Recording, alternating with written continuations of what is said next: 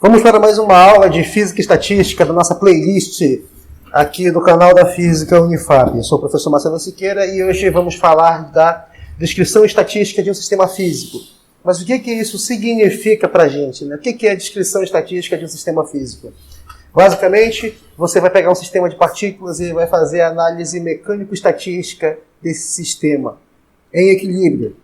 Cálculos, considerando você estar numa situação fora do equilíbrio, são mais complicados e ficam para outras oportunidades. Mas o que é essa estatística, essa análise mecânico-estatística, né? O que é isso? Eu vou fazer a interação da estatística com a mecânica e, basicamente, eu vou extrair informações termodinâmicas, tá? O que vai ser interessante é eu encontrar quais são os vínculos físicos que regem a estatística de um sistema de partículas. Esses vínculos físicos são as leis físicas da natureza, são os princípios básicos que regem os fenômenos de movimento das partículas, então, mecânicos. Basicamente, o que a gente tem que fazer são executar 3 passos para fazer essa análise mecânico-estatística do sistema físico em equilíbrio. Primeiramente, a gente tem que fazer a especificação dos estados microscópicos do sistema. Esse conjunto de estados microscópicos é chamado de ensemble estatístico. Tá? Esse conjunto de estados microscópicos a gente vai encontrar através da contagem de configurações acessíveis, né? Os estados físicos acessíveis ao meu sistema. Tá bom? E esses estados físicos vão obedecer uma lei, e essa lei vai ser fornecida a nós através de alguma teoria física, seja mecânica, quântica, relativista, da relatividade ou do magnetismo, enfim. Tá? Vai vir uma lei física baseada em alguma sub-área da física e em cima dessa lei física a gente vai construir vínculos para modelagem estatística. O segundo passo que a gente tem que seguir é estabelecer um postulado estatístico básico e utilizar a teoria das probabilidades. A hipótese mais simples, por exemplo, é se eu tiver um sistema com energia total fixa, a energia do sistema, não de uma partícula individualmente, mas a energia do sistema de partículas como um todo permanece fixa, permanece constante, então uma das hipóteses que a gente pode tomar é que todas as probabilidades são iguais a priori. Isso quer dizer que todas as configurações possíveis são iguais. Tá? Isso é uma aproximação muito básica, né? E de uma certa forma revela a nossa ignorância em relação ao sistema, porque a gente não consegue dizer basicamente quais são as probabilidades que tem os coeficientes maiores, ou no caso, quais probabilidades têm mais chance de acontecer, e então a gente chuta. Né? Na média, todas as probabilidades são iguais. Tá? Isso é muito usado. Isso tem a ver com a questão da degenerescência que a gente vai tocar mais lá na frente. Degenerescência é quando tu tem múltiplos estados físicos com a mesma energia. Tá? Ou com o mesmo alto valor, falando de um espectro mais amplo. O terceiro passo é fazer a conexão com a termodinâmica. Essa conexão com a termodinâmica ela se faz através das variáveis que são visíveis ao mundo macroscópico, como pressão, temperatura, volume, densidade, enfim. As variáveis que a gente consegue palpar no mundo macroscópico, a gente tem que fazer uma conexão entre elas e as variáveis do mundo microscópico. Tá? E como é que eu faço isso? A abordagem, como eu disse acima, eu vou fazer essa abordagem me baseando em mecânica clássica, me baseando em mecânica quântica. Posso me basear numa teoria semiclássica que usa um pouquinho de cada um. Posso fazer um regime relativístico. Mas aí pode me perguntar qual teoria dessas eu devo usar. Não é melhor pegar a mais geral possível? Não, porque se você sempre trabalhar com a mais geral possível, às vezes para você resolver um cálculo simples, você vai estar dando passos grandes demais. É a famosa frase matar mosca com um canhão. Né? Se a mecânica clássica descreve muito bem a minha variável ou o conjunto de variáveis que eu estou interessado, eu vou usar a mecânica clássica. É uma abordagem mais palpável para nós. Vou usar a mecânica quântica se os fenômenos que eu preciso analisar envolvem variáveis que ficam melhor descritas através da mecânica quântica. E aí eu vou analisar o quanto eu quero de precisão e o quanto eu quero de facilidade. Tá? E isso tem muito a ver também com a questão da gente estar da programação, porque quando você vai programar no computador, você tem que trabalhar com o mínimo de variáveis representativas para você ter a relação custo-benefício bem otimizada. Né? Você vai fazer um cálculo e, de repente, tu não tem recurso computacional para fazer cálculo muito pesado, então tu vai ter que simplificar. E aí, tu não pode também simplificar tudo, simplificar demais, porque senão o resultado que você obtém pode não ser um resultado físico. Tá? Se você colocar qualquer coisa no computador, qualquer entrada, ele vai te dar uma saída. Essa saída corresponde à realidade? O conjunto de dados de entrada que você forneceu, ele é o mínimo suficiente para uma descrição satisfatória? Então, isso tudo vem da análise de quais as variáveis estão envolvidas e qual é o meu nível de profundidade, qual é o meu nível de interesse pela análise que eu estou fazendo. Tá? E aí, como é que eu faço a especificação do estado microscópico de um sistema de partículas? Vamos começar com os exemplos quânticos. Tá? Quando eu falo exemplos quânticos aqui, eu vou usar a mecânica quântica de Schrödinger, não a relativística. Tá? Eu vou usar um sistema estacionário, e quando eu digo que é estacionário, vocês vão lembrar das aulas de mecânica quântica ou de física moderna, que um sistema é estacionário quando a sua densidade de probabilidade não depende do tempo. Tá? E aí vai ter consequências, né? Os estados estacionários, de acordo com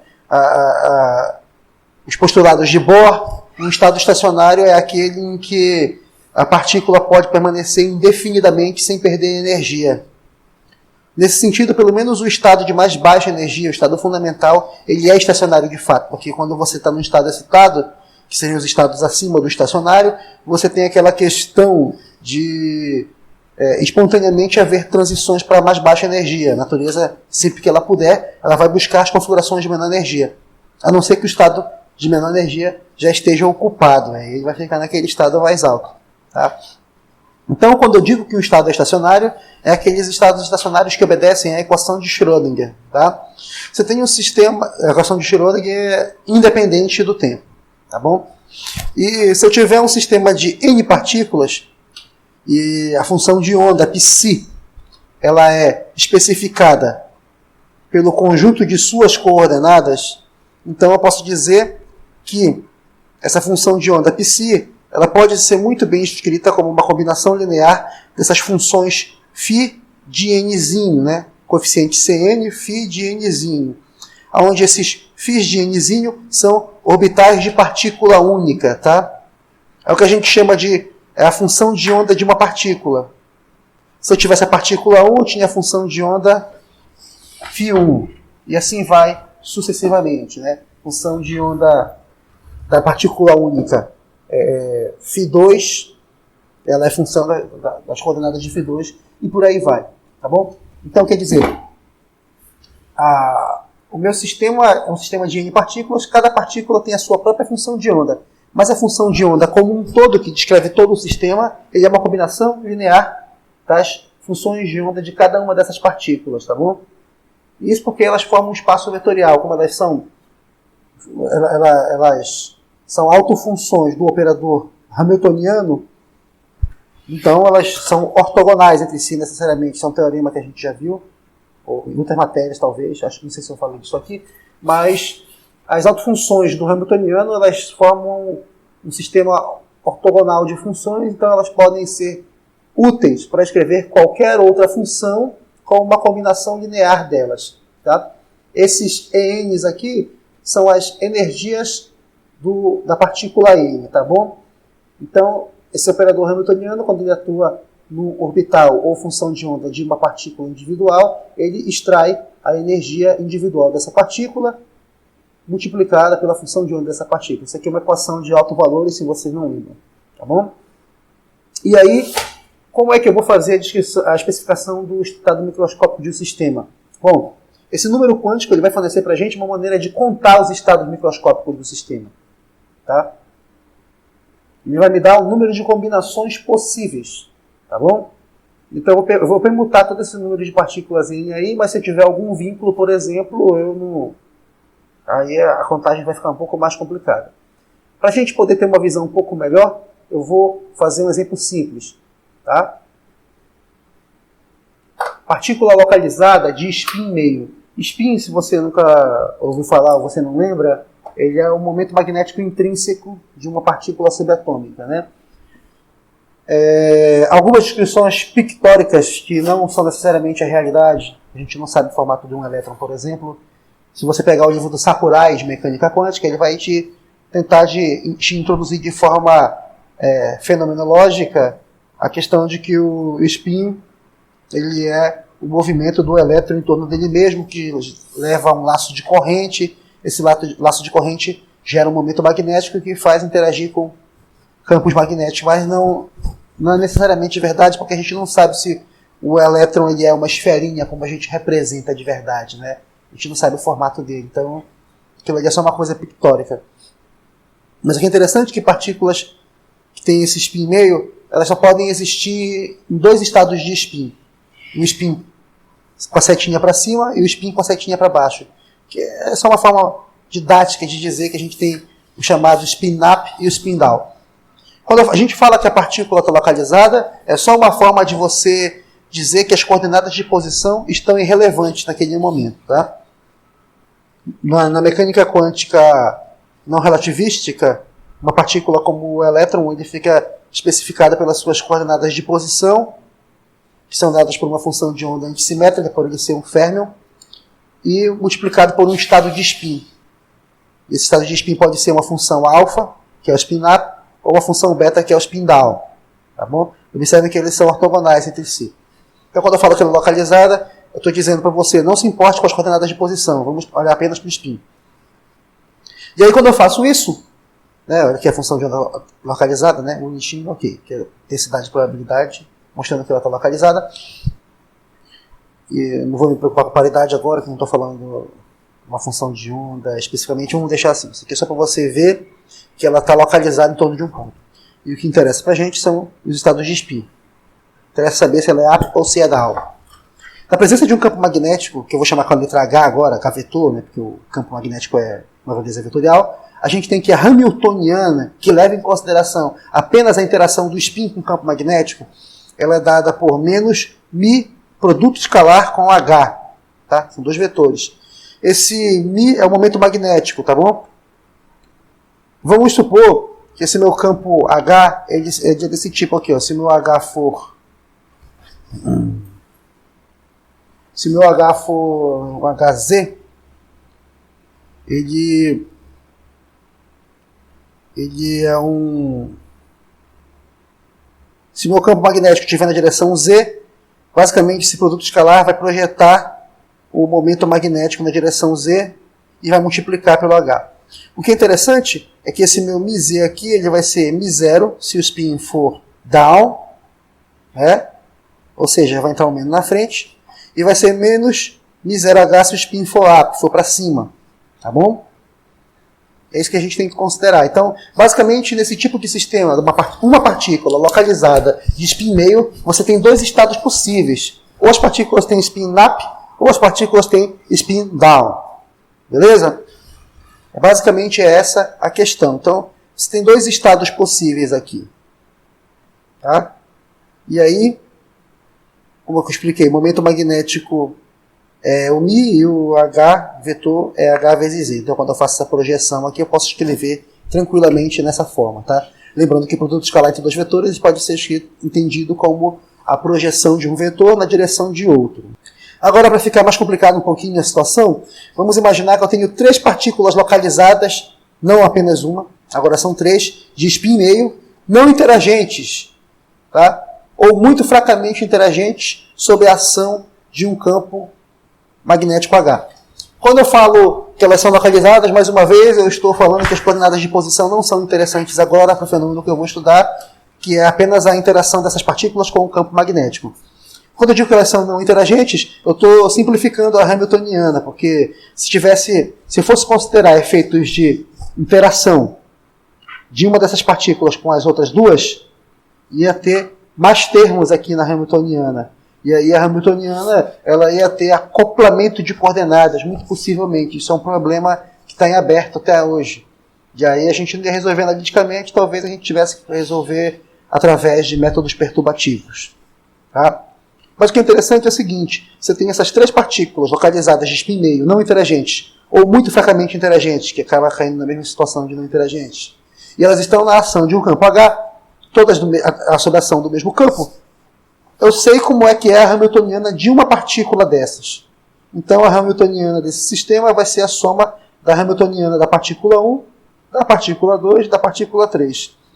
A hamiltoniana para uma partícula a gente viu que é menos μ escalar H. Como o H é o mesmo para todos, todas vão ter o mesmo H. A diferença é que eu vou ter μ1, momento magnético da partícula 1, menos μ2, momento magnético da partícula 2, menos μ3, momento magnético da partícula 3. Como o H é o mesmo para todas, eu posso colocar isso em evidência, e esse menos também boto em evidência, então eu tenho um somatório dos momentos magnéticos de 1 até 3, como eu escrevi aqui na expressão 4, menos um somatório de igual a 1 até 3 de μi escalar com H. Isso aqui é a hamiltoniana. Então, a pergunta que se faz, quantos estados nós temos? Tenho 3 partículas e cada uma delas pode estar com... Tem 2 possibilidades, spin-up e spin-down. Você pode querer multiplicar, mas não é assim que funciona. Vamos ver quantas configurações possíveis a gente tem. Primeiro, a gente pode considerar que eu tenho as partículas, as 3 estão no estado de spin-up. Significa que as 3 estão com o estado de spin para cima, entre aspas. Então eu posso escrever, fazer essa contagem de estados com spin para cima através de uma combinação de 3 a 3. Eu estou dizendo para você que eu tenho 3 partículas e que todas as 3 estão com spin para cima, spin-up. Quando eu faço essa combinação, isso aqui vai dar 3 fatorial sobre 3 menos 3, que dá 0, e o 3 daqui de baixo, aqui embaixo, cancela, cancela, dá 1.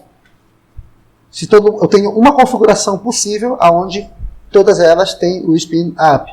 A energia, nesse caso, ela vai ser o valor da hamiltoniana. Não confundam aqui, é um operador linear, tá? Eu não coloquei o chapéuzinho dessa vez aqui, mas isso aqui é um operador. E é a energia associada a um alto estado desse operador. Qual é o outro estado que eu estou me referindo? O estado em que todas as partículas têm spin-up. Nesse caso, como eu vou somar os momentos magnéticos das 3, e eu sei que isso daqui é μ0 quando é todo mundo up, então vai ficar menos 3 μ0. Tá bom? Beleza? E se eu tiver 2 partículas em spin-up e uma em spin-down? Né? 2 estão com spin-up. Quantas configurações eu tenho? Né? Bom, eu posso fazer esse cálculo aqui. Eu tenho 3 partículas e 2 estão em spin-up. Quando eu faço esse cálculo dessa combinação, eu vejo que eu tenho 3 configurações possíveis. Quais são elas?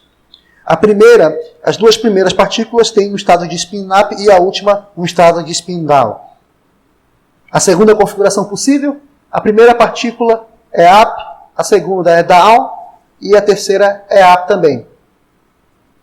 Na terceira configuração, eu tenho uma partícula, a primeira partícula com spin down e as 2 últimas com spin up. Cada um desses estados possui a energia E igual a menos μ0 H.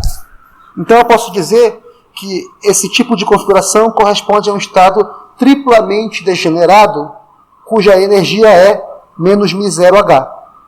Por que é triplamente degenerado? Tenho 3 estados possíveis que têm a mesma energia. Eles são diferentes. Vejam que a ordem importa aqui. Ó. Primeira up, segunda up, terceira down. Primeira up, segunda down, terceira up. Primeira down, segunda up, terceira up. São estados fisicamente diferentes. Tá? E a energia associada a eles, de acordo com a expressão do operador hamiltoniano lá em cima, ela vai ser menos μ0 H. Esse estado tem uma energia menos μ0 H, esse estado uma energia menos μ0 H, e esse aqui é menos μ0 H também a energia. Observem que dentro dessa faixa de degenerescência, esses estados são igualmente prováveis. Isso está associado com o que a gente comentou anteriormente na questão dos estados serem tem igual probabilidade a priori. Tá? São equiprováveis, possuem a mesma energia. Mas Marcelo, e se um deles tivesse uma energia ligeiramente menor do que a dos outros? Esse daí provavelmente seria o mais provável, porque a natureza ela busca situações de menor energia possível. Então, muito provavelmente, esse seria o estado mais provável. Mas não é o caso aqui. Aqui eu tenho 3 estados distintos com a mesma energia. Então, triplamente degenerado esse nível de energia. Tá? Se você preferir, quando eu digo que o nível de energia é triplamente degenerado, eu acabei de dizer que a ele estão associados 3 configurações, ou 3 estados diferentes. Tá bom? Outro cálculo aqui é se eu considerar que apenas uma tem spin-up e 2 tem o spin-down. Você poderia dizer, poxa, Marcelo, mas dá o mesmo número de estados. Não é a mesma coisa? Não, não é a mesma coisa. Porque agora que eu tenho 3 partículas e uma está com spin-up. Observe que eu setei esse cálculo para essa variável de baixo aqui, esse índice ser os spin-ups, mas você poderia fazer isso com os spin-downs também, tá? Não tem problema nenhum. E aí quando eu faço isso, quando eu faço essa contagem, apenas uma das 3 tem o spin-up e as outras 2 spin-down, eu também tenho 3 configurações. Observem que, se você reordenar, você vai achar que é muito parecido. Mas, de fato, não é. Tá? Não é porque é uma falsa ilusão. Porque aqui tu tem 2 para cima e uma para baixo. Aqui é o contrário. 2 para baixo e uma para cima. Tá? 2 estados para baixo e um para cima. Aqui eu tenho up, down, down. Up, down, up, down. Down, down, up.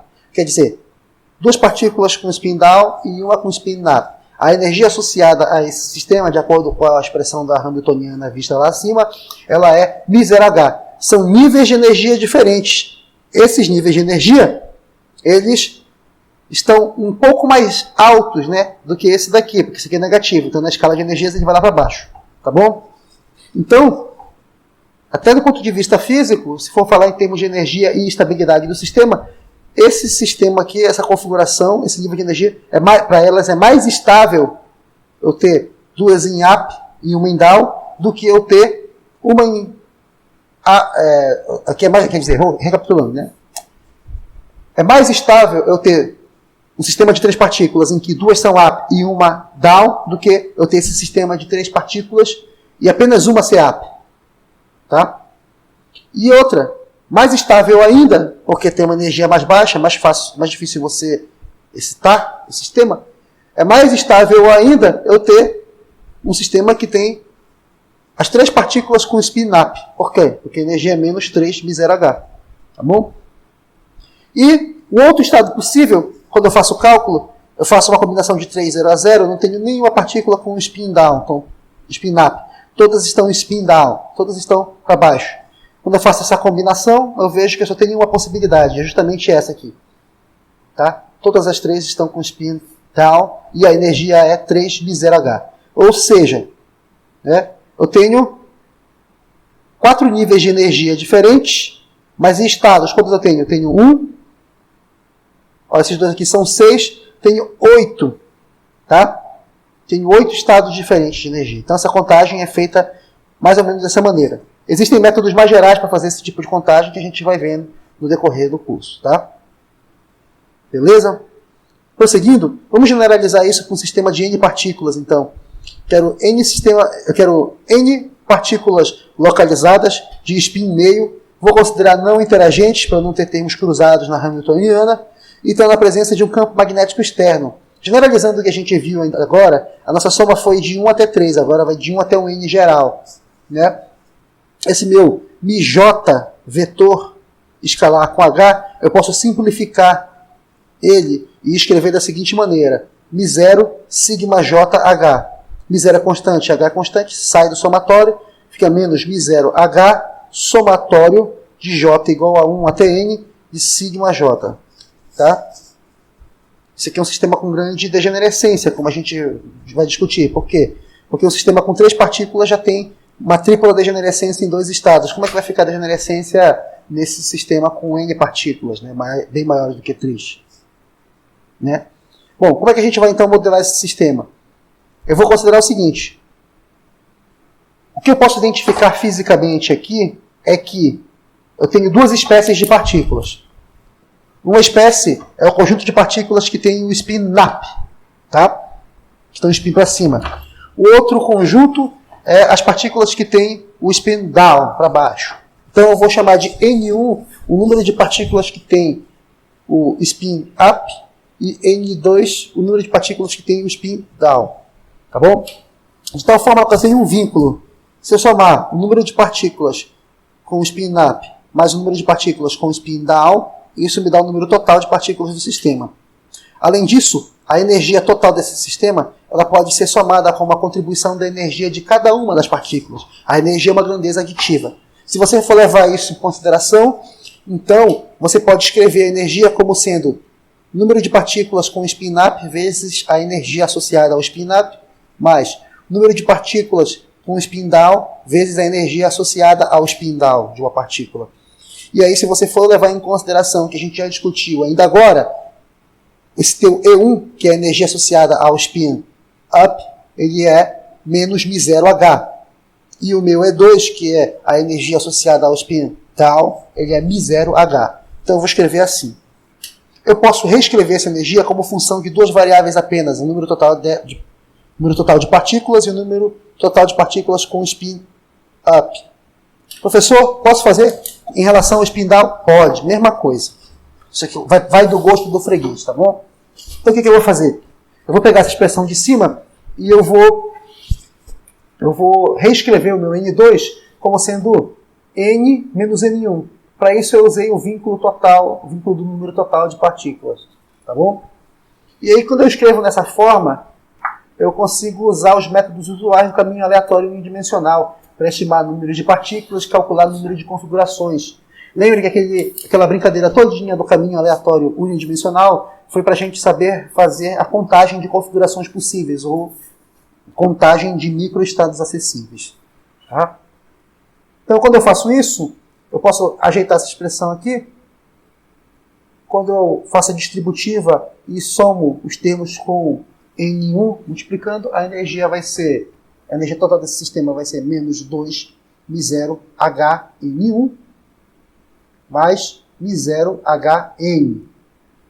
Eu sou capaz, por exemplo, de isolar a variável N1. Quando eu isolo a variável N1, eu vou ter o seguinte. Isola a variável N1, cada um com o seu lado bonitinho. E aí eu vou ter que meu N1 é igual a 1 sobre 2, que multiplica N menos E sobre μ0h, que é a nossa expressão 11. De posse da variável N1, eu sou capaz de calcular N2, só substituindo essa expressão aqui.